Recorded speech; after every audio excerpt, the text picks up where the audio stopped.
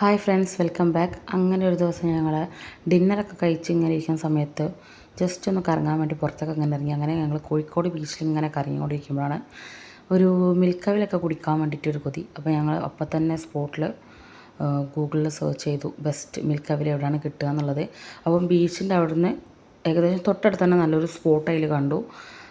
ഒരു special മിൽക്കവിൽ spot കേട്ടോ, മിൽക്കവിൽ കട എന്ന് പറഞ്ഞൊരു സ്പോട്ട്. ഞാനാണ് സെലക്ട് ചെയ്ത് ലൊക്കേഷനൊക്കെ ഇട്ടത്. അപ്പോൾ അതിൻ്റെ ചെറിയൊരു ടെൻഷൻ ഉണ്ടായിരുന്നു. സംഭവം ഫ്ലോപ്പ് ആവുമോ എന്നുള്ള ചെറിയൊരു ടെൻഷൻ ഉണ്ടായിരുന്നു. പക്ഷേ ഞങ്ങളങ്ങനെ എത്തിയപ്പോൾ ചെറിയൊരു കുഞ്ഞു കട, പക്ഷേ ഭയങ്കര തിരക്കും കാര്യങ്ങളൊക്കെ ഉണ്ടായിരുന്നു. ഇതിൽ കാണുന്നതിലും തിരക്കുണ്ടായിരുന്നു കേട്ടോ ആ ടൈമിൽ. അങ്ങനെ ഞങ്ങൾ സംഭവം ഓർഡർ ചെയ്തതൊക്കെ വന്നു. ഞാനൊരു നോർമൽ ക്ലാസിക് മിൽക്കവിലാണ് പറഞ്ഞത്. എനിക്ക് പൊതുവേ മിൽക്കവിൽ ഒരുപാട് പരീക്ഷണങ്ങളൊന്നും അത്ര ഇഷ്ടമല്ല, എന്താ പറയുക, താല്പര്യമില്ല. അതുപോലെ കാക്ക് ഓർഡർ ചെയ്തത് ഒരു മിക്സ് ഫ്രൂട്ടാണ് കേട്ടോ. ഇതിവിടെ പ്രത്യേകത എന്താ വെച്ചാൽ നോർമൽ മിൽക്കവിന് 25 രൂപയും അതുപോലെ തന്നെ മറ്റേ ഫ്രൂട്ടിന് 30 രൂപ 35 രൂപ അങ്ങനെ എന്തോ ഉള്ളൂ. സംഭവം അടിപൊളി ടേസ്റ്റ് ആയിരുന്നു കേട്ടോ. ഞങ്ങൾ എനിക്ക് തോന്നുന്നു ഒരുപാട് ആളുകളൊക്കെ ഇവിടെ വന്നിട്ട് റിവ്യൂ ഒക്കെ ചെയ്തിട്ടുണ്ടെന്ന്. അതിന് ശേഷമായിട്ടോ ഞങ്ങൾ ശ്രദ്ധിക്കുന്നത്. എന്താ പറയുക, ഒരുപാട് അവരൊന്നും കുത്തി നിറക്കാത്തൊരു ടൈപ്പ്. പിന്നെ പോലത്തെ ആളുകൾക്ക് ഇഷ്ടപ്പെടുന്ന ആളുകൾക്കൊക്കെ എന്താ പറയുക, അങ്ങനെ ഓവർ ടൈറ്റല്ലാതെ ലൂസായിട്ട് ഇഷ്ടപ്പെടുന്ന ആളുകൾക്കൊക്കെ ഇഷ്ടപ്പെടുന്ന ടൈപ്പ്. അതുമാത്രമല്ല 25 രൂപേൻ്റെ മിൽക്കവിൻ്റെ അകത്ത് ഡ്രൈ ഫ്രൂട്ട്സ് കാര്യങ്ങളൊക്കെ ഉണ്ടായിരുന്നു. അപ്പോൾ സംഭവം അടിപൊളിയായി. അങ്ങനെ പിന്നെ അവിടുത്തെ ഇങ്ങനെ ഒന്ന് ചുറ്റി ഇങ്ങനെ കളിച്ചു. അത് എക്സാക്റ്റ് പ്ലേസ് വരികയാണെങ്കിൽ എനിക്കൊന്ന് വെള്ളയിൽ ജുമാ മസ്ജിദിൻ്റെ ആ ഒരു ഏരിയയിൽ എവിടെയാണ് കേട്ടോ. എനിക്ക് പ്രോപ്പറായിട്ട് അറിയില്ല ആ ഒരു ഏരിയ എങ്ങനെയാണെന്നുള്ളത്. അങ്ങനെ അതൊക്കെ കഴിഞ്ഞ് കുറച്ച് ഇങ്ങനെ ചുറ്റിക്കറങ്ങി പിന്നെ ഞങ്ങൾ ബീച്ചിലേക്ക് ഇറങ്ങി. അപ്പോഴത്തേക്ക് സംഭവം ഒരു 12 മണിയൊക്കെ കഴിഞ്ഞിട്ടുണ്ടായിരുന്നു. 12 മണി കഴിഞ്ഞാൽ അറിയാമല്ലോ, ഓൾറെഡി അവിടെയുള്ള ആ കുഞ്ഞു ഷോപ്പുകളുടെ ലൈറ്റൊക്കെ കംപ്ലീറ്റ് അടിക്കും. കച്ചവടം നിർത്തൂല, ലൈറ്റ് കംപ്ലീറ്റ് അടിക്കും കേട്ടോ, അണച്ച് കളയും. ഈ വീഡിയോ ഞാൻ എടുക്കുന്ന സമയം എന്നാണ് എനിക്ക് തോന്നുന്നത് ഏകദേശം ഒരു ന്യൂ ഇയറിൻ്റെ ടൈമൊക്കെ, ആ ഒരു വെക്കേഷൻ്റെ ആ ഒരു ടൈമിലാണ്. അതുകൊണ്ട് തന്നെ നല്ല റഷായിരുന്നു കോഴിക്കോട് ബീച്ച്. എന്താ പറയുക, ആ 1 മണി 2 മണി ആ ടൈമിലൊക്കെ ഭയങ്കര, 2 മണിക്കറിയില്ല, ആ 1 മണീൻ്റെ ഉള്ളിലൊക്കെ അത്ര തന്നെ റഷ് ഉണ്ടായിരുന്നു കേട്ടോ. കാണാൻ പറ്റില്ല, അത് അറിയില്ല കാണാൻ പറ്റുന്നുണ്ടോയെന്ന്, ഇരുട്ടാണ്. അങ്ങനെ അവിടെ കുറച്ച് നേരം ഇങ്ങനെ എന്താ പറയുക, ആ രാത്രി നല്ല രസമാണ്. ആ ബീച്ചിൽ ഇങ്ങനെ ടൈം കുറച്ച് നേരം ഇങ്ങനെ സ്പെൻഡ് ചെയ്തു.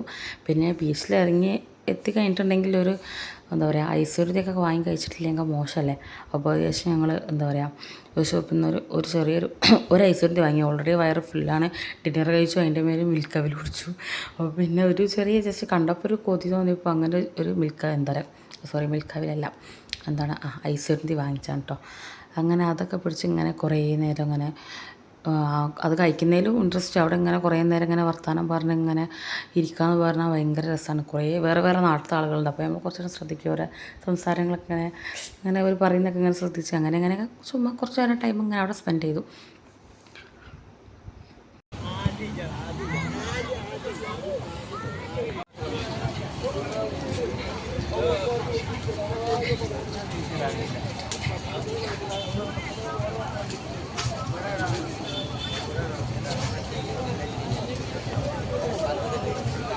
അങ്ങനെ കുറച്ചധികം നേരം ഞങ്ങൾ കോഴിക്കോട് ബീച്ചിൽ ടൈം സ്പെൻഡ് ചെയ്ത്, ഏകദേശം പറഞ്ഞാൽ 1 മണി വരെ ഞങ്ങൾ അവിടെ ടൈം സ്പെൻഡ് ചെയ്തിട്ടോ. അതിനുശേഷം ഞങ്ങളങ്ങനെ വണ്ടി വെച്ച സ്ഥലത്തേക്ക് പോവുകയാണ്. അപ്പോഴും ഞങ്ങൾ വാങ്ങിയ ഐശ്വര്യതി കുടിച്ച് കഴിഞ്ഞിട്ടില്ല. കാരണം വെച്ചാൽ വയറിൽ സ്പേസ് ഇല്ല. അങ്ങനെ അതിങ്ങനെ പിടിച്ചിങ്ങനെ നടക്കുകയാണ്. അത് ഏകദേശം വെള്ളം കഴിച്ച് തുടങ്ങിയിട്ടുണ്ട്. അങ്ങനെ ഞങ്ങൾ തിരിച്ചിങ്ങനെ എന്താ പറയുക, വീട്ടിലേക്ക് പോകാനുള്ള പരിപാടിയാണ്. വീട്ടിലേക്ക് അങ്ങനെ പെട്ടെന്ന് എത്തില്ല. ഞങ്ങൾ കുറച്ച് നേരം ഇങ്ങനെ വണ്ടിമ്പോൾ റൗണ്ടൊക്കെ അടിച്ചിങ്ങനെ മെല്ലനാണ് വീട്ടിലേക്ക് പോയത്. അങ്ങനെ വീട്ടിലേക്ക് പോയി ഞങ്ങൾ റോഡിൻ്റെ അവിടെ എത്തിയപ്പം കുറേ ആയി ഞാനൊന്ന് സ്കൂട്ടി എന്താ പറയുക 2 വീലർ പഠിക്കണം എന്നുള്ളൊരു ആഗ്രഹത്തിൽ നിൽക്കുക. അപ്പോൾ പെട്ടെന്നൊരു എന്താ പറയുക, അങ്ങനെ തോന്നി ഒന്ന് ചുമ്മാ ഒന്ന് പഠിച്ചാലോ. അങ്ങനെ ഏകദേശം ഒരു 1:15 1:2 ടൈമിലാണ്. അപ്പം ഭയങ്കര ഒഴിവായിരിക്കുമല്ലോ, ഞങ്ങൾ റോഡൊക്കെ മൊത്തം ഒഴിവായിരിക്കും. അങ്ങനെ ഞാൻ എന്താ പറയുക, ഒരു സ്കൂട്ടി ട്രൈ ചെയ്യുകയാണെങ്കിൽ ചെറിയ സൈക്കിൾ ബാലൻസ് ഉണ്ടായിരുന്നു. പക്ഷേ സ്കൂട്ടി അങ്ങനെ ഒറ്റയ്ക്ക് ട്രൈ ചെയ്യുന്ന ഫസ്റ്റ് ടൈമാണ്. പക്ഷേ എന്താ പറയുക, എനിക്ക് തന്നെ ഭയങ്കര സർപ്രൈസ് ആയിപ്പോയി. ഞാനൊരു വിത്തിൻ 30 മിനിറ്റ്സൊക്കെ ഞാൻ സംഭവം എനിക്ക് ഏകദേശം ബാലൻസ് കിട്ടി.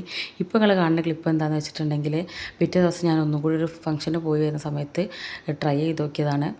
അപ്പം കുഴപ്പമില്ലാതെ പ്രോപ്പറായിട്ട് എനിക്കത് ഓടിക്കാൻ വേണ്ടി പറ്റിയിട്ട് ഭയങ്കര ഹാപ്പിയാണ്. അപ്പോൾ ഇന്നത്തെ ഒരു കുഞ്ഞു വീഡിയോയിലെ വിശേഷങ്ങൾ ഇത്രയേ ഉള്ളൂ. അപ്പം മറ്റൊരു വീഡിയോ ആയിട്ട് കാണുന്നവരെ ബൈ.